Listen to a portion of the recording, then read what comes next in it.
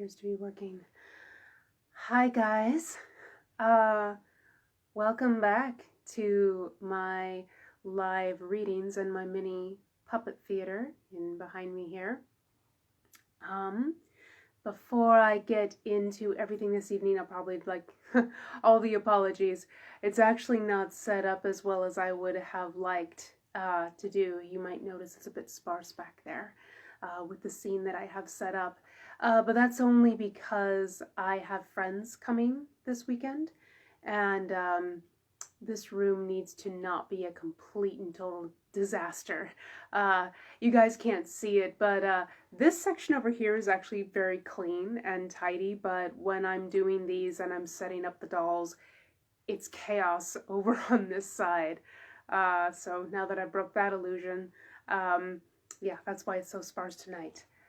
Let's see, other announcements before I actually do the reading. So for this month, I think I've done a final decision on what I want to do for the month of June, because as I said in my last live, it was actually very hard for me to write the stuff that I actually got written this go around. Doing stuff with Pocahontas actually caused me to have to do a lot of research, and that really put a breaker on just the flow that I had to do. I don't regret it at all, but it did sort of hamper what I was planning to do for this month. So normally I would be doing more readings in the coming weeks for this particular section of my puppet theater fanfiction section, but because there isn't much to read to you guys, I'm going to be taking the month of June off to see if I can get some more writing done. And hi Erin, and also because I have a lot of friends coming down this month, I won't have the time to be here on the live. So this is the only reading I'm going to be doing for this month so far. I'll let you know if that changes, but it probably won't, just because there's so many people coming to see us. I'm very excited. So other than that, let me read my disclaimer here real quick, and then we'll get into tonight's story. So, this is a work of fan fiction using characters from various fairy tale TV and film sources, including The House of Mouse. You'll know the reference immediately when you hear it, trust me. I began writing these shorts in order to preserve the tales that my best friend, Shannon, and I told each other when we were children and were consistently getting Disney dolls for our birthdays and Christmases. That being said, I claim no ownership of certain plots, characters, or bits of world I am borrowing to tell these stories. The situations cobbled herein are meant to entertain and are not part of any official storyline, and you should not ascribe them to the original story or canon. No money is being made here. As previously stated, this is just for fun, and I hope you all get as much enjoyment out of me reading this as I have while writing it. Additionally, I'd like to thank the House of Mouse and a cast of several others for providing such a wealthy supply of fairy tale happy endings that I thoroughly enjoy destroying.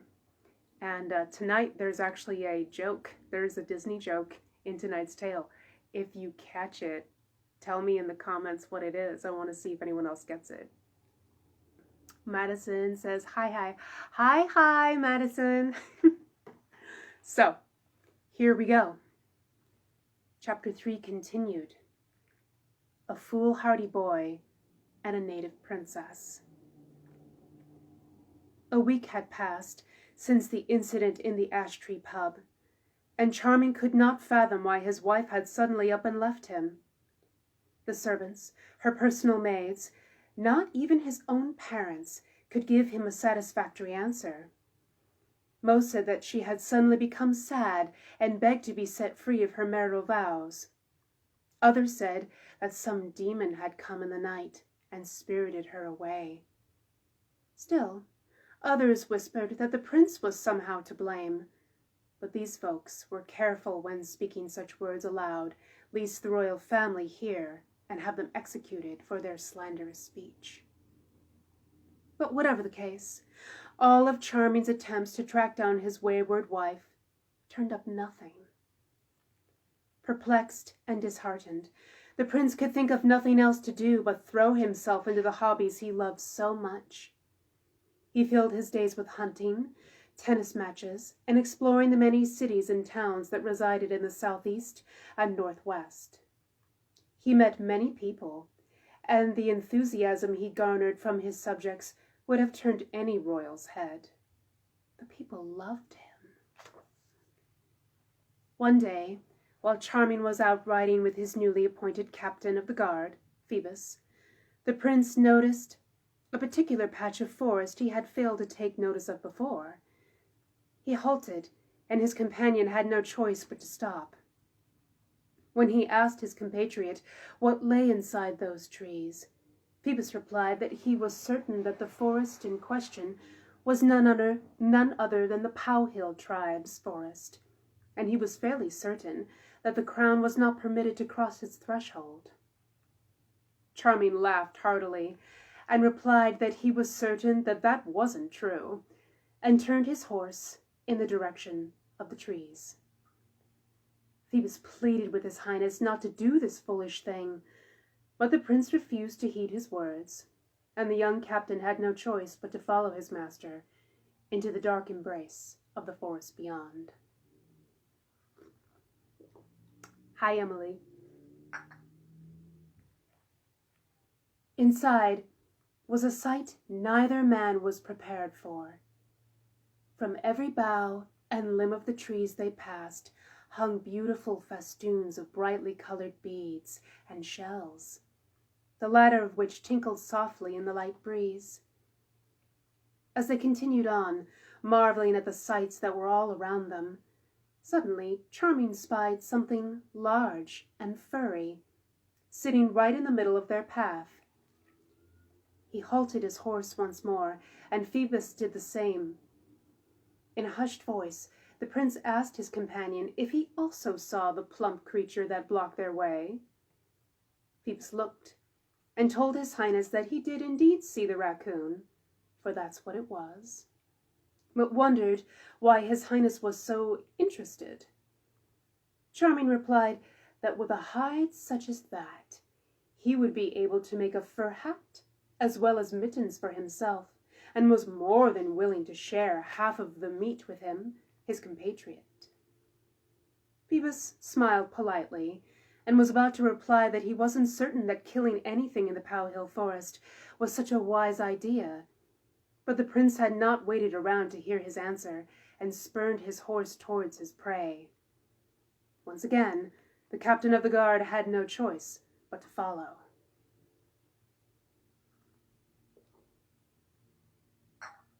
At the sound of the horse's hooves, the raccoon's head had perked up, and, seeing the two men galloping towards him, had dashed off into the forest as quick as his paws would carry him. Into the brush, through the thicket, and deeper he ran. He had known this day would come. Up a tree, then down, across a creek, and further he ran. Hadn't Grandmother Willer herself said they'd come? Across a clearing, and up a cliff he ran, and higher, higher. He must warn the princess. Meanwhile, Charming and Phoebus had been forced to slow their horses to a trot, as the swift creature had fled into terrain that would have made their pursuit of it impossible. Frustrated but determined, the prince insisted on continuing their quest, when suddenly the trees thinned out, and the duo found themselves at the base of a large waterfall. Charming stared up in amazement at the cliff that towered far above their heads. Someone was standing at the very top, staring down at them. The prince shielded his eyes against the sun to get a better look, but the figure had gone once he had chanced a second glance. Baffled, Charming turned to address Phoebus to confirm that he had also seen the silhouette, when the man himself gave a startled cry and pointed at something in the distance. The prince whirled around to see what was there and saw a girl coming towards them from the banks of the stream. Her flesh was a soft toffee brown and naked, save for the fringed deerskin that wrapped around her waist like an apron. A fall of spring flowers were woven expertly through her black tresses, and delicate tattoos covered her upper arms like lattice-work. On her shoulder sat the raccoon, who eyed the two men with deep suspicion. The girl stopped within several feet of them and asked in a clear, strong voice who they were and what were they doing in her people's forest. The prince, rendered speechless by her beauty and exposed flesh, could only stare, mouth agape. Seeing that his highness was momentarily at a loss for words, Phoebus spoke for the pair of them. He introduced Charming as the Crown Prince of Melusa, and himself the captain of the guard. He begged her pardon, saying that they hadn't meant to disturb her people's domain, but the curiosity of a monarch was hard to quell. At that, Charming recovered himself and asked who she was. The girl eyed the prince steadily, as if deciding whether to answer him or not. Finally she replied, "Matoaka, the daughter of Chief Powhatan." The daughter of a chief? The prince's eyes lit up, and a deep ache in the pit of his stomach bloomed to life, like an insatiable hunger. He bowed low to the native princess, and likewise begged her pardon for startling her. His companion had spoken the truth. He had been curious about this forest, and that was why they had come. And now that they were here and had seen the beauty of their forest, Charming wanted to know what he needed to do to understand her people better. Matoaka stared at the prince mutely for several seconds, before the raccoon on her shoulder reached out one paw to tug on a strand of her hair. The princess turned her attention to the creature, and it rose up to whisper something in her ear. She listened, then returned her attention to the two men, one who looked completely enraptured, while the other looked mildly uncomfortable, and said that, if His Majesty was in earnest, to meet her back at this very waterfall the following day. The prince laughed nervously and asked how he would be able to find his way back when it had only been through the agency of the furry creature on her shoulder that they had found this place at all. Matoaka shook her head dismissively and replied that when he returned, Miko would be there to show him the way again, and she gestured to the raccoon. The prince smiled indulgently at the princess and agreed.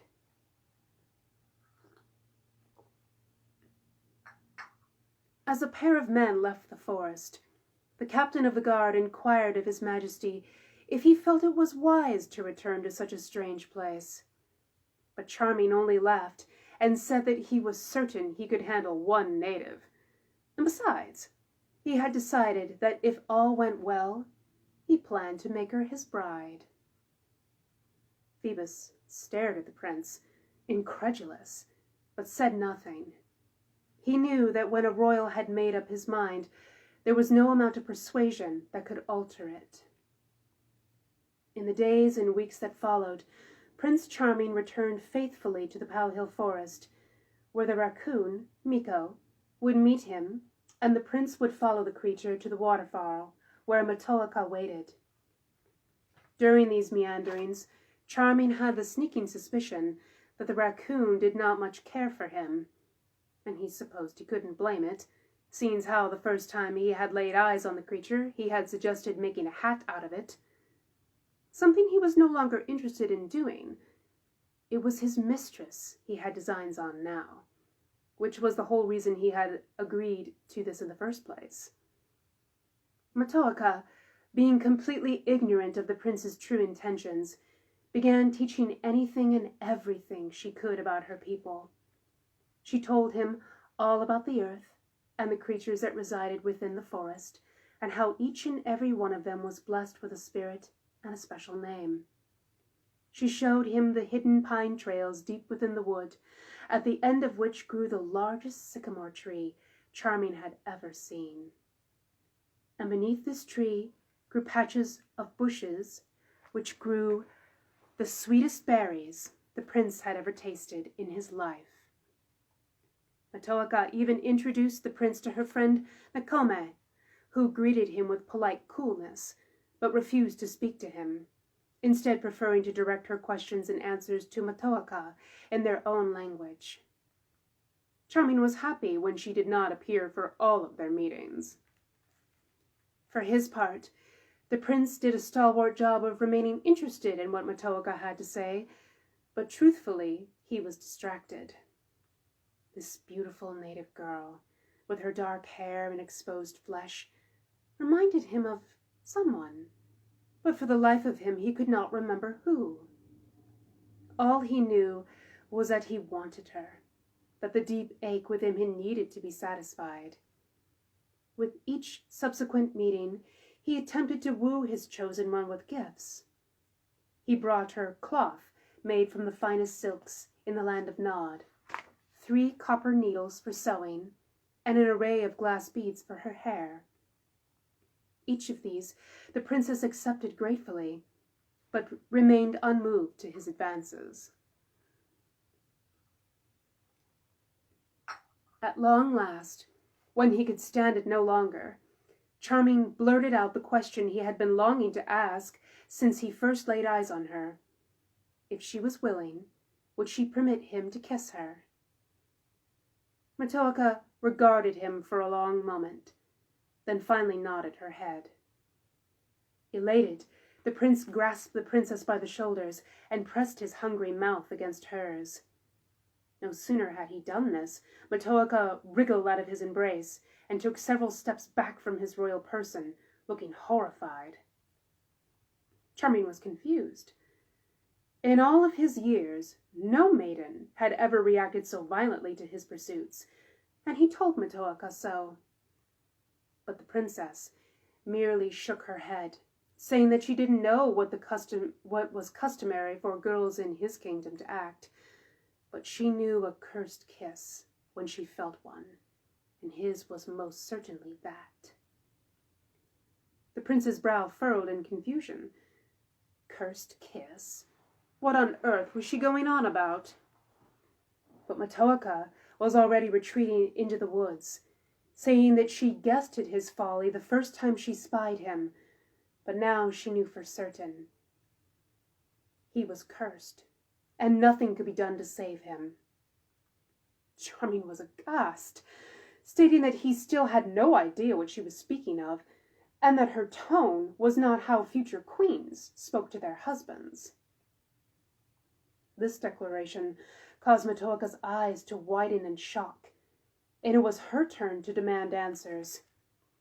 When the prince replied that he had been considering asking for her hand in marriage, the look the princess gave him was equal parts appalled and pitying. She told him that such a request was impossible for her to grant, and even if she had wanted to, his curse would prevent such a match from ever taking place. Charming could feel himself becoming angry, but before he could rage at this woman and tell her that he wasn't cursed, that she was just a superstitious savage who couldn't be expected to know anything, Matoaka turned her back on him and commanded in her clear, strong voice for him to leave her people's forest and never return. The prince was stunned and said he would do no such thing, but at that very moment a gust of wind as strong as a tempest began to kick up. Leaves and grass and debris swirled around him, and Charming had to shield his eyes to keep the particles out. At last, when the wind died down and he was able to see again, the prince found himself at the entrance to the Powhatan forest. But something was different. The trees seemed to be staring down at him with menacing eyes. Tentatively, he chanced to take one step inside the wood, but something held him back. A force pushed against him with a strength the likes of which he had never felt before. The way was closed to him forever. And that is where we will stop for this month. Again, guys, I'm really sorry I don't have more written. But that section was very, very hard to write. So if anyone has any comments or questions, snide remarks, I will answer any and all. You can pop them up in the chat here, or when the live is concluded, if you think of any, you can always type them in. I'm very active here on my art page, and I will answer any and all. I'm also curious to see if anyone caught the Disney reference I slipped in there. I mean, besides the obvious, besides the fact that Pocahontas is even here at all. Yeah, in regards to this whole thing, one of the big reasons why it was so hard to write is because of colonialism. We don't actually have a lot on the Powhatan tribe. There's very little that I could come across and effectively write about and write on, because, as I said, I wanted to be very respectful to this particular culture, but it was very, very hard to sift through not a lot of stuff to kind of find what I needed in order to do this. The stuff that Prince Charming actually gave to Pocahontas is actually some of the stuff that the Jamestown settlers gave to the Powhatan tribe when, you know, they were bartering and trading with them. So they gave them copper, they gave them glass beads. What was the third thing he gave? Jewelry, things like that. I thought I'd write it in because it's historically accurate. And fun, you know, like, hey, marry me. I have shit, marry me. That's not how that's going to work out. Other things that are actually factual is the Powhatan tribe do indeed, the women don't wear clothes from the waist up. So you can imagine how a white prince seeing a girl who's, you know, practically naked, and, you know, because that's not something that we do in the Western culture, so he's like, ooh, naked girl. When, you know, for her, that's just normal. This is super normal to walk around topless. Like, what's your problem? Why are you looking down here? What's up? I think that's everything. We will see more of Pocahontas later, or Matoaka, as I renamed her. I shouldn't say renamed. That's actually Pocahontas' real name, was Matoaka. Pocahontas was more of a nickname, meaning naughty child, in her native language. So we will see more of her later. She's got her own story and stuff. It's only fair. We see the story from all sides. But that won't be till way later, because Charming still has... He's got a lot of work. Got a lot of work to do to pull himself into a redemption arc, because at this point he's pretty terrible, very spoiled and unconcerned with consequences. We're gonna have to pull him out of that. Also, second book. If you wondered why I paused there for a second, I'm in my second journal now, and this one, I think Kitten will recognize this one. This was another one that I wrote in when I was in 8th grade. 8th grade, I had old fan fiction in there. It is no longer in there. Making way for this instead. So, I think if no one has questions for this evening, that is all I have for tonight. Hopefully, guys, I'll be able to come back and read you more stuff in July, but June is very busy, and I don't have a lot of stuff. Also, I am switching all of my stories over to the podcast that I randomly started. I'll be taking them off of YouTube and putting them, I'll be taking most all of them off of YouTube and putting them onto the podcast instead, because the podcast is better as a just listening tool, because YouTube is a visual platform. And then I'll probably be doing the readings here to finish up some of those stories, because that production takes a really long time. But that's future stuff that I will let you guys know what I'm planning to do and stuff like that, because the time has come to publish some of these short stories. But I have to finish them first, and I'd like to finish them up here with you guys, because I like sharing my stories, and I think you guys like it. You keep showing up, so thank you so much for that. I do appreciate. So that's all I have for this evening. Thank you guys so much for coming, and I will hopefully see you all in July. So have a great night. I love you all, and I will see you soon enough. All right, guys.